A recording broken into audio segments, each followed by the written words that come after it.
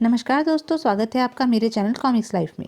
शुरू करते हैं मनोज कॉमिक्स की एक और मज़ेदार कॉमिक्स, वृक्ष देवता का चमत्कारी हार। वृक्ष देवता का चमत्कारी हार, लेखक विमल चटर्जी, चित्रांकन प्रकाश बांदोडकर। किसी समय एक गांव में रामलाल नाम का एक मजदूर अपनी पत्नी और 5 बच्चों के साथ एक छोटे से घर में रहा करता था। उसके सबसे बड़े बेटे की उम्र 15 वर्ष थी। वह रोज मेहनत मजदूरी करके अपने बाल बच्चों का पेट भरता था। जिस दिन रामलाल को कोई काम काज नहीं मिलता, उस दिन उसका परिवार भूख से बिलखता रह जाता। ओ, हमें भूख लगी है। बदकिस्मती से एक दिन रामलाल सख्त बीमार पड़ गया। आह, ओह, इनका शरीर तो आग की तरह तप रहा है। हे प्रभु, अब क्या होगा? घर में ना अन्न का एक दाना है, ना एक कौड़ी। इनका इलाज कैसे कराऊं? यदि जल्दी ही ये स्वस्थ नहीं हुए तो बच्चे भूख से दम तोड़ देंगे। घर में कोई दूसरा कमाने धमाने वाला भी तो नहीं है। तभी, माँ, हमें भूख लगी है, कुछ खाने को दो। भूख से मुझे चक्कर आ रहे हैं माँ। अरे मर्दूदो, देख नहीं रहे तुम्हारे बापू बीमार पड़े हैं, फिर भी तुम खाना मांग रहे हो। तड़ाक! आह! उफ! क्या तुम्हें अपना मांस खिलाऊं या तुम्हारे बापू की हड्डियां? हमें मत मारो माँ, हमें रोटी नहीं चाहिए। उफ! आह! आह! इन्हें मत मारो भगवान, भला इनका क्या कसूर है? इन अबोध बालकों को क्या मालूम कि बीमारी क्या होती है, पैसा क्या होता है। तो फिर किसे मारूं जी? क्या अपने आप को? काश ये बच्चे पैदा ही ना होते। माँ, माँ, तुम मत रो। माँ, भाई बहनों के लिए आज से रोटी का प्रबंध मैं करूँगा और बापू का इलाज कराने की भी कोशिश करूँगा। तुम करोगे? तुम? हाँ माँ, मैं दिन रात मेहनत मजदूरी करूँगा, लेकिन इस परिवार पर दुख के बादल नहीं मंडराने दूंगा। राजू, मेरे बेटे, यह तू क्या कह रहा है? तू तो अभी बहुत छोटा है, तेरी उम्र ही क्या है? अपने माँ बाप की नज़रों में बड़े से बड़ा बच्चा भी छोटा होता है माँ। तो चिंता ना कर, तेरा यह छोटा सा बेटा बड़े से बड़ा काम करने की हिम्मत रखता है। बस तू मुझे आशीर्वाद देकर विदा दे। मैं इसी समय किसी काम की तलाश में निकल जाना चाहता हूँ। नहीं बेटा, मैं तुझे ऐसी इजाज़त नहीं दे सकती। तुझे अपनी नज़रों से दूर नहीं कर सकती, वरना मैं जीते जी मर जाऊंगी। यदि तुमने मुझे आज्ञा नहीं दी माँ, तो हम सब भूखे मर जाएंगे। बापू का इलाज भी नहीं हो पाएगा। तुझे काम पर जाने की कोई ज़रूरत नहीं है बेटा। अपने परिवार का पेट अब मैं भरूंगी और तेरे बापू का इलाज भी कराऊंगी। आज से मैं काम पर जाऊंगी बेटा। क्या? यह तू कैसी बातें कर रही है माँ? बापू, तुम ही समझाओ ना माँ को। अब मैं कोई अबोध बालक नहीं रह गया हूँ। राजू ठीक कह रहा है भगवान, इसे काम पर जाने दो। ईश्वर ने चाहा तो यह इस घर में खुशियाँ लेकर ही लौटेगा। माँ पहले तो तैयार नहीं हुई, लेकिन जब राजू और उसके पिता ने बहुत जोर दिया, ठीक है बेटा, जाओ, लेकिन संध्या तक जरूर वापस लौट आना, चाहे तुम्हें मजदूरी मिले या नहीं, वरना हम तुम्हारे लिए परेशान हो जाएंगे। हाँ भैया, जल्दी लौट आना, हमें रोटी का नहीं तुम्हारा इंतजार रहेगा। ठीक है मेरे नन्हे मुन्ने भाई बहनों, मैं वायदा करता हूँ संध्या तक जरूर वापस लौट आऊँगा। अच्छा माँ, विदा। राजू ने काम की काफ़ी तलाश की। क्या मुझे कोई काम मिलेगा लाला जी? अरे भाई, इस दुकान में जब मैं अकेला ही बिना काम के मक्खियां मार रहा हूँ, तो तुम्हें क्या काम दूँ? जाओ, जाकर कोई और ठिकाना देखो। उस छोटे से गांव में राजू को कोई काम नहीं मिला, अतः वह उस गांव से बाहर की ओर चल दिया। आसपास के किसी दूसरे गांव में चलकर काम खोजता हूँ।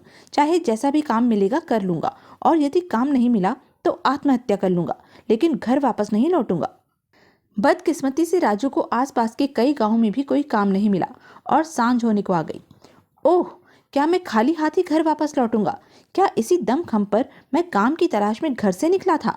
जब मैं खाली हाथ घर लौटूंगा तो माँ बापू और मेरे छोटे भाई बहन क्या सोचेंगे मेरे बारे में? क्या वे मुझे शेख चिल्ली समझकर मेरी हंसी नहीं उड़ाएंगे? नहीं नहीं, मैं मर जाऊंगा, लेकिन खाली हाथ घर वापस नहीं लौटूंगा। यह निश्चय कर। राजू इमली के एक वृक्ष के नीचे बैठकर फूट फूट कर रोने लगा। हे ईश्वर, अब मैं क्या करूं? तू ही मुझे कोई रास्ता सुझा, वरना इस दुनिया से मुझे उठा ले। और रोते रोते कब उसकी आंख लग गई, इसका उसे आभास ही नहीं हुआ। जिस वृक्ष के नीचे राजू सो रहा था, उस वृक्ष पर वृक्ष के देवता का वास था। वृक्ष देवता से राजू की यह दुर्दशा देखी नहीं गई। यदि मैंने इस बालक की मदद नहीं की तो यह घर वापस लौटने की बजाय सचमुच आत्महत्या कर लेगा, और इसके माता पिता व भाई बहन इसके वियोग में तड़प तड़प कर अपनी जान दे देंगे। यह इमली के बीजों का साधारण सा हार इसके मुंह से निकली हर बात को पूरा करेगा। वह हार सीधा राजू के गले में आ पड़ा। तभी राजू की आंख खुल गई। ओह, सांझ हो गई, यानी भाई बहनों और माँ बापू को दिया वचन मैं पूरा न कर सका। मुझ जैसे वचन विमुख का मर जाना ही बेहतर होगा। तभी राजू की दृष्टि अपने गले में पड़े इमली के बीजों के हार पर पड़ी। अरे, यह मेरे गले में हार कहाँ से आ गया? ओह, समझा, कोई मुझे मरा समझकर यह हार मुझे पहना गया होगा। ठीक ही समझा उस भद्र इंसान ने। मैं अब मरे समान ही तो हूँ। कुछ सांसें बाकी बची हैं, वह भी कुछ देर बाद समाप्त हो जाएंगी। चलते चलते राजू को एक कुआं दिखाई दिया। वह कोई कुआं ही है, आत्महत्या करने के लिए वह उपयुक्त रहेगा। अरे, यह कुआं तो सूखा है। खैर, है गहरा, डूबकर नहीं तो कूदकर तो मर ही सकता हूँ। हे प्रभु, काश मरने से पहले मुझे पीने के लिए थोड़ा सा पानी मिल जाता। राजू का इतना कहना था कि कुएं के तल से पानी की फुहारें फूट निकली। देखते ही देखते कुआं पानी से भर गया और पानी के फुहारे राजू के चेहरे को छूने लगे। अरे वाह, भगवान ने तो मरने से पहले मेरी अंतिम इच्छा भी पूरी कर दी। काश ईश्वर इसी तरह मुझे कोई काम भी दे देता तो मुझे आत्महत्या करने की नौबत नहीं आती। राजू का इतना सोचना था कि अरे, वह तो कोई सेठ मालूम पड़ता है, लेकिन बोझ का मारा। यदि मैं उससे मजदूरी का काम मांगू तो शायद इस अवस्था में वह इनकार नहीं करेगा। अगले ही पल, सेठ जी, यदि आप चाहें तो मैं आपके सिर का बोझ अपने सिर पर उठा सकता हूँ और आपका सारा सामान हिफाजत से आपके घर पहुँचा सकता हूँ। अरे बेटा, अंधे को क्या चाहिए, 2 आंखें। यदि तुम मेरा सामान घर पर पहुंचा दोगे तो मैं तुम्हें 1 टका दूंगा। मुझे मंजूर है सेठ जी, लाइए, सामान मेरे सिर पर रख दीजिए। सेठ ने अपना सारा सामान राजू के शरीर पर लाद दिया। 1 मिनट ठहरो बेटा, मैं जरा पानी पी लूं। जरूर जरूर सेठ जी। ऐसे मौके पर बहुत सस्ता मजदूर मिला, और कोई होता तो इतने बोझ के 4 टके से कम नहीं मांगता। पानी पीने के बाद सेठ राजू को लेकर अपने घर की ओर चल पड़ा। सांस तो हो गई, लेकिन अब मैं आत्महत्या करने से बच गया। घर देर से तो पहुंचूंगा, लेकिन खाली हाथ नहीं। हे प्रभु, तेरा लाख लाख धन्यवाद। घर पहुंचकर, ले भाया, यह पकड़ अपनी मजदूरी का 1 टका। बहुत बहुत धन्यवाद सेठ जी। सेठ जी, मुझे कुछ और भी काम मिल सकता है? हाँ हाँ, क्यों नहीं, लेकिन काम जरा मुश्किल है। मैं हर मुश्किल काम कर लूँगा सेठ जी, आप काम तो बताइए। तो सुनो, मेरे पास 20 गायें और 20 भैंस हैं, उनका दूध दोहना है, लेकिन समय कम है। यदि आधे घंटे में उन सबका दूध न दो लिया गया तो वे आज की तारीख में दूध नहीं देंगी और मेरा बहुत नुकसान हो जाएगा। आप चिंता न कीजिए सेठ जी, मैं आधे घंटे में ही सबका दूध दो लूँगा। यदि ऐसी बात है तो मैं तुम्हें इनाम में सोने का 1 सिक्का दूंगा। आहा, सोने का 1 सिक्का? हाँ, लेकिन इसके साथ ही मेरी शर्त भी सुन लो। यदि तुम आधे घंटे में यह कार्य नहीं कर सके तो मैंने तुम्हें जो अभी मजदूरी में टका दिया है वह भी वापस ले लूँगा। बोलो, मंजूर है? मुझे मंजूर है सेठ जी। लाइए, दूध निकालने के लिए मुझे 40 बर्तन दे दीजिए।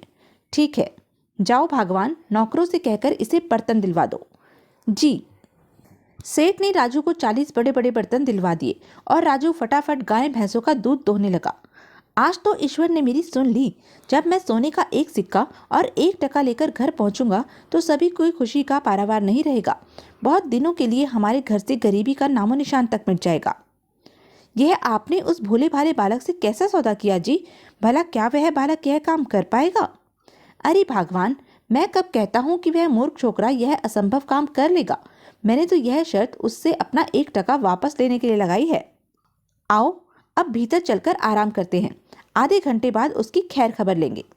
आपको ऐसा नहीं करना चाहिए था जी, इससे भगवान रुष्ट होंगे। अरे भगवान, यदि इस दुनिया में भगवान होते तो कभी का मुझसे रुष्ट हो चुके होते। भला मेरा यह औछा काम पहला थोड़े ही है। अरे, इस दुनिया में तो शैतान की ही पूजा होती है। तो यह थी अब तक की कहानी। आगे की कहानी जानने के लिए बने रहें मेरे साथ। और हाँ, मेरे चैनल को लाइक, शेयर और सब्सक्राइब करना ना भूलें। धन्यवाद।